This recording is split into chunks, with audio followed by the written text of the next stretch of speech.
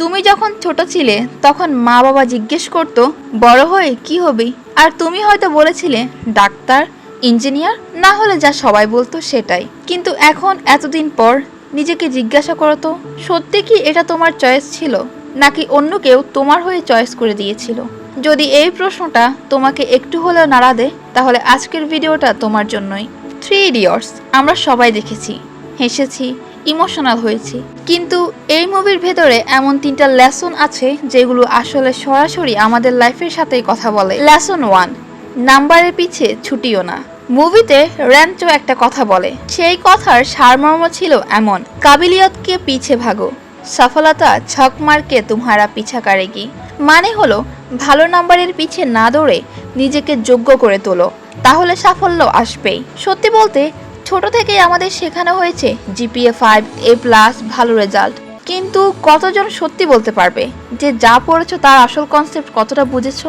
মনে আছে পরীক্ষার আগের রাতে সব কিছু গিলে ফেলা, তারপর পরীক্ষার একদিন পরেই সব ভুলে যাওয়া। এটাই সমস্যা। এই জন্যই দেখবে অনেকের রেজাল্ট অসাধারণ, কিন্তু যখন রিয়েল লাইফে প্র্যাকটিক্যাল কিছু করতে হয় বা চাকরির ইন্টারভিউতে বসতে হয় তখন গুলিয়ে ফেলে, কারণ সে আসলে শেখেইনি, সে শুধু মুখস্থ করেছিল।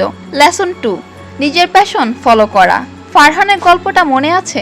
বাবার স্বপ্ন পূরণ করতে ইঞ্জিনিয়ারিং পড়ছিল, কিন্তু নিজের ভালোবাসা ছিল ওয়াইল্ড লাইফ ফটোগ্রাফিতে। তোমার চারপাশে তাকাও, কতজন বন্ধু আছে যারা নিজের ইচ্ছায় না পরিবারের বা সমাজের প্রেসারে একটা সাবজেক্ট বা লাইন বেছে নিয়েছে।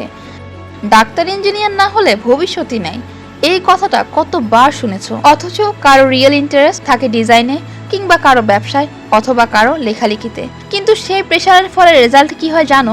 একটা গোটা মানুষের ক্যারিয়ার, যেখানে টাকা হয়তো আসে কিন্তু সেই কাজে আনন্দ আর পাওয়া যায় না। তাই সবকিছু বাদ দিয়ে সবার কথা না শুনে নিজের প্যাশনকে ফলো করতে শিখো।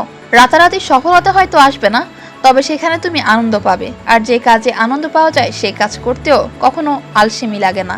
Lesson 3, all is well.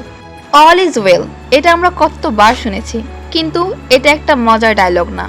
এটি আসলে মাথাকে ট্রিক করার একটা টেকনিক, যাতে করে প্যানিক কমে। পরীক্ষার রেজাল্টের আগের দিন রাতে ঘুম আসেনি, এমন হয়েছে চাকরির ইন্টারভিউর আগে হাত পা ঠান্ডা হয়ে গেছে।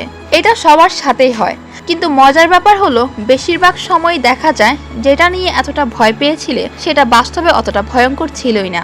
মনে রাখবে, মাথার ভেতরে তোমার ভয়টাই আসল শত্রু, পরিস্থিতি না। এই 3টার মধ্যে কোনটা তোমার লাইফের সাথে সবচেয়ে বেশি মিলে গেল নিচে সেটা কমেন্টে লিখে জানাও।